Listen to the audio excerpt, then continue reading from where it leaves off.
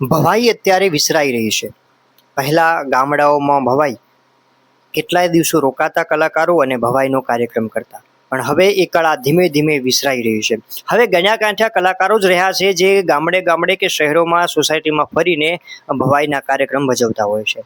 એમાં શું પાત્ર હોય છે, એ ભવાઈ કેટલી જૂની છે, એમાં કઈ રીતની વ્યવસ્થા હોય છે, એના વિશે કદાચ આજની યુવા પેઢીને એ ખબર નહીં હોય. તો એના વિશે તમને આ ભાઈ છે એ ભાઈ તમને જણાવશે. એનું નામ છે રાજુભાઈ. નમસ્કાર, મારું નામ રાજુભાઈ બિપિનભાઈ ભટ્ટ છે. છેલ્લા લગભગ 30-35 વર્ષથી આ જૂની રંગભૂમિમાં અમે સંકળાયેલા છીએ. હું પોતે આમાં ચોથી પેઢી છું.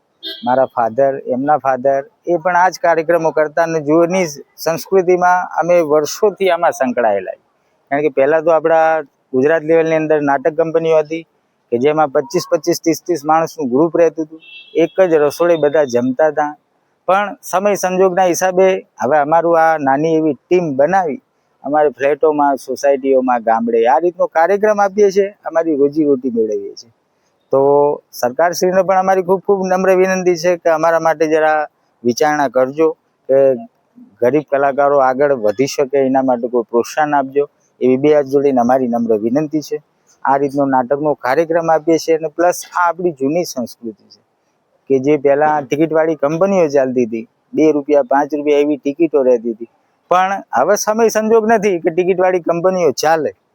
પહેલાં આપણા ગુજરાતમાં 41 ટિકિટવાળી કંપનીઓ હતી, પણ અત્યારે એક પણ નથી, કારણ કે ટીવી ચેનલો આવતા આ ધંધા પડી ભાગ્યા છે. તો અમારી નમ્ર વિનંતી છે કે બને એટલો જરા સાથ સહકાર અમને આપજો, જેથી કરીને કલાકાર મંડળ અમારું જે છે એ આગળ પ્રવૃત્તિ કરે. એવી ખૂબ ખૂબ આભાર. નમસ્કાર, મારું નામ છે ધર્મેન્દ્રભાઈ. હું આપણા મંડળની અંદર જોડાયેલો છું. અમારા રાજુભાઈ તરફથી અમારા મંડળના આગેવાન છે, એ અમારું મંડળ ચલાવે છે, શ્રી ખોડિયાર કલા મંદિર ભવાઈ નાટક મંડળ, જે એમની પોતાની જ કંપની હતી, એ ચલાવતા હતા. વર્ષો થઈ ગયા, કંપનીઓ બંધ થઈ ગઈ.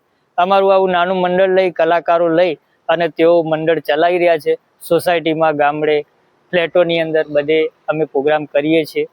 કારણ કે આમાં જ અમારી રોજીરોટી છે, આમાં જ અમારે જે ઘર ચલાવવાનું છે, જે બી વ્યવહાર છે એ આની અંદર જ છે.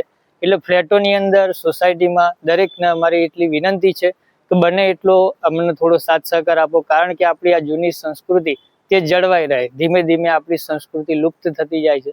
અમારા કલાકારો જેટલા બચ્યા છે એ આ મંડળ ચલાવે છે, પણ એની અંદર પબ્લિક જોઈએ એટલો અમને સાથ સહકાર આપતી નથી. ઘણી જગ્યાએ અમને સારો પણ સાથ સહકાર મળે છે, ઘણી જગ્યાએ મળતો પણ નથી.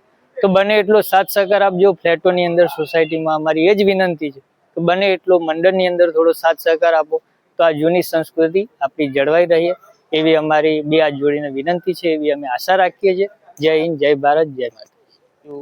કે અમારા વિમલભાઈ પ્રજાપતિ જે પત્રકાર છે, એમને અમારો ઇન્ટરવ્યૂ લીધો, એમનો પણ અમે ખૂબ ખૂબ આભાર માનીએ છીએ કે અમારા માટે થઈને એમને આટલો સમય બગાડ્યો છે.